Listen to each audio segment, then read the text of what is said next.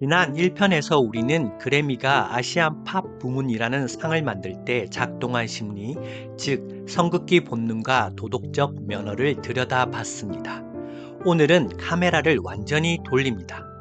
2026년 7월 29일 밤 7명이 SNS에 글을 올리기 직전의 그 시간으로요. 그들은 알고 있었을 겁니다. 이 글을 올리는 순간 정규 5집 아리랑은 그래미 후보에 오를 기회를 스스로 잃는다는 것을.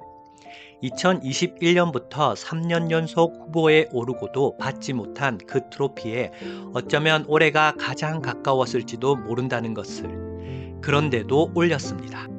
여러분이라면 어떠셨을 것 같습니까? 3년을 기다린 상이 눈앞에 있는데 거기서 지정석 딱지가 붙어 있다면 받고 나서 바꾸자고 하시겠습니까? 아니면 받지 않음으로써 바꾸시겠습니까? 경제학의 눈으로 보면 이 거절은 명백한 손해입니다. 하지만 오늘 소개할 실험들을 보고 나면 생각이 달라지실 겁니다. 이 거절은 충동이 아니라 인간의 뇌에 새겨진 가장 정직한 반응이었고 그들의 지난 선택들과 정확히 한 줄로 이어지는 결정이었습니다. 1982년 독일 쾰른 대학의 경제학자 베르너 귀트는 훗날 경제학 교과서를 다시 쓰게 만드는 실험을 설계합니다. 최후 통첩 게임입니다. 규칙은 간단합니다. A에게 10만 원을 주고 B와 나누게 합니다. A가 분배 비율을 제한하고 B는 받아들이거나 거절할 수 있습니다. 단, B가 거절하면 둘 다 한 푼도 받지 못합니다. 고전 경제학의 예측은 명확했습니다. B는 단돈 1,000원을 제한받아도 받아들여야 한다.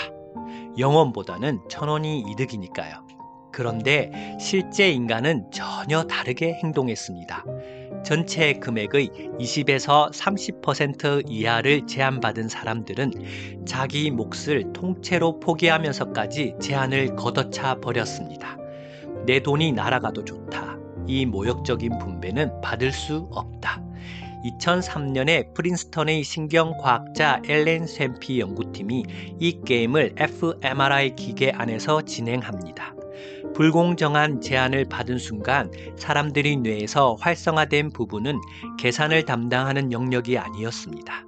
전측 섭렵, 썩은 음식 냄새를 맡았을 때 반응하는 혐오를 처리하는 부위였습니다.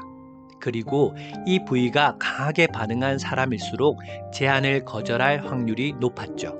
다시 말해 불공정 앞에서 인간의 거절은 계산이 아니라 구역질입니다. 머리보다 몸이 먼저 밀어내는 것입니다. BTS의 보이콧을 이 실험 위에 올려놓아 보겠습니다. 그래미가 내민 제안의 구조는 이랬습니다.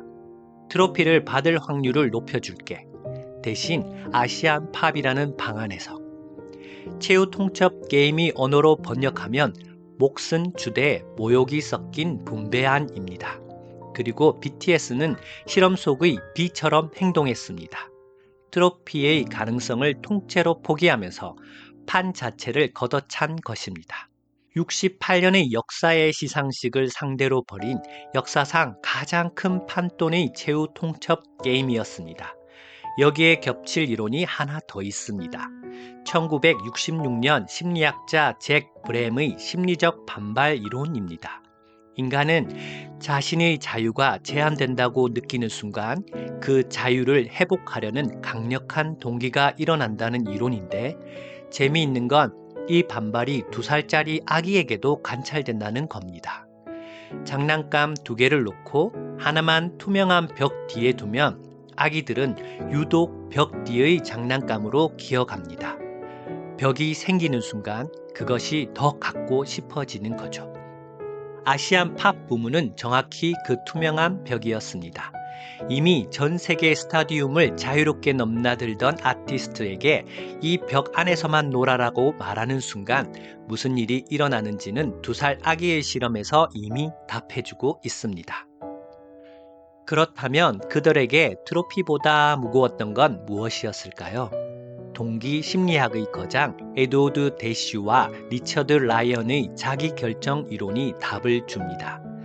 1971년 대시의 실험에서 퍼즐을 재미로 풀던 학생들에게 돈을 주기 시작하자 이상한 일이 벌어졌습니다. 보상이 사라진 뒤 학생들은 퍼즐에 대한 흥미 자체를 잃어버린 겁니다.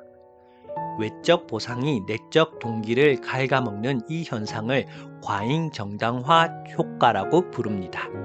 대시와 라이언이 평생의 연구로 증명한 것은 인간을 진짜로 움직이는 연료가 상이나 돈이 아니라 자율성, 유능감, 관계성이라는 사실입니다. 트로피는 외적 보상입니다. 그런데 그 트로피가 자율성과 맞바꾸자고 제안하는 순간 저울은 기울 수밖에 없습니다. 음악을 지역과 언어로 구분당하지 않을 자유. 그것이 그들에게 유리 추궁기 모형보다 무거웠던 겁니다. 시카고 일리노이 대학의 린다 스키카의 연구를 빌리면 어떤 태도가 단순한 선호를 넘어 도덕적 확신이 되는 순간 인간은 다수의 압력에도 권위자의 명령에도 손익 계산에도 흔들리지 않게 됩니다. 음악은 언어로 구분되지 않아야 한다는 문장은 그들에게 취향이 아니라 확신이었습니다. 도덕적 확신 위에서 내려진 결정은 부드럽게 말해도 강철처럼 들립니다. 외신이 그 짧은 성명을 부드럽지만 매우 강렬한 비난이라 부른 심리학적 이유가 정확히 여기에 있습니다. 그런데 여기서 중요한 질문이 하나 남습니다. 말은 누구나 할 수 있습니다. 원칙 때문에 거절한다는 선언이 위선이 아니라 진심으로 받아들여지려면 무엇이 필요할까요? 진화 생물학자 아모츠 자하비의 값비싼 신호 이론이 답합니다. 신호는 비쌀수록 진실하다.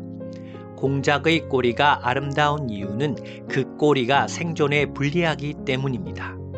저 거추장스러운 꼬리를 달고도 살아남았다는 것 자체가 위조 불가능한 증명서인 거죠. 인간 세계에서도 마찬가지입니다. 비용을 치르지 않은 신호는 광고지만 비용을 치른 신호는 증거가 됩니다. 이번 보이콧은 트로피라는 비용을 치른 신호였습니다. 그런데 사실 이 팀이 값비싼 신호를 보낸 건 이번이 처음이 아닙니다. 그리고 바로 이 지점에서 대한민국에서 있었던 어떤 선택을 이야기하지 않을 수 없습니다. 여러분도 기억하실 겁니다. 한때 대한민국에서 BTS의 병력 특례를 두고 국회에서까지 논쟁이 벌어졌습니다. 국위 선양의 규모로 보나 경제 효과로 보나 특례의 명분을 만들려면 만들 수도 있는 분위기였죠. 그런데 정작 당사자들은 오래전부터 한결같이 말해왔습니다. 병력은 당연한 의무이고 부름이 있으면 언제든지 응하겠다고.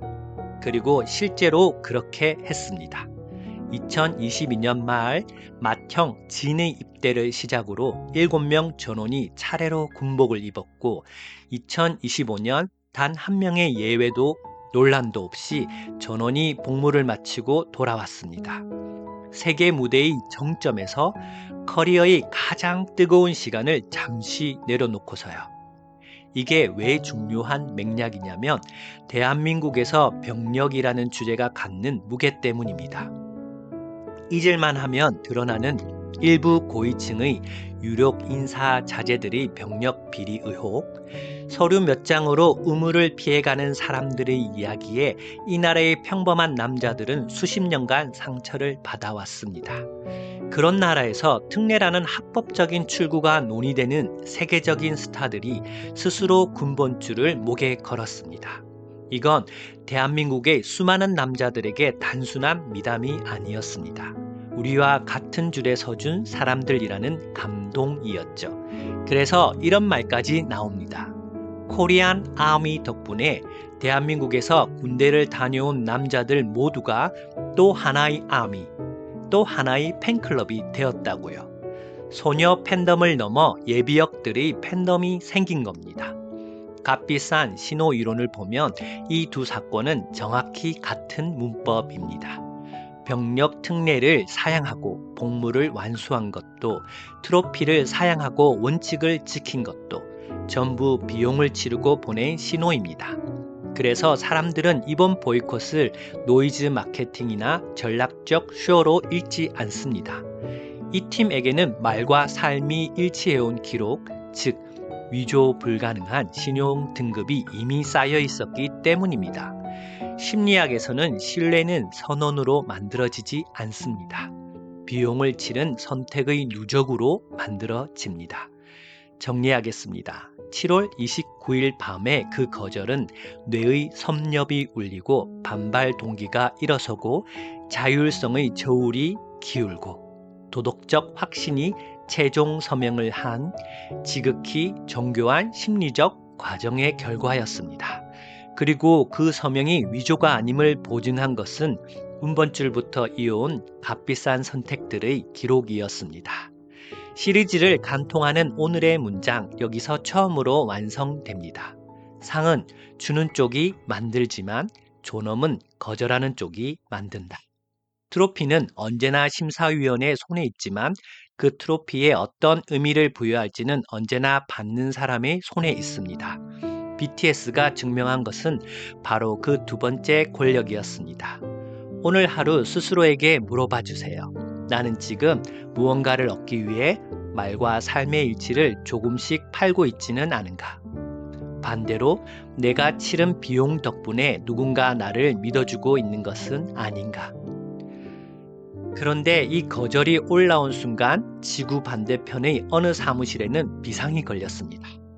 68년 된 조직이 한 아티스트의 SNS 게시물에 단 24시간 만에 CEO의 명의로 응답한다는 것.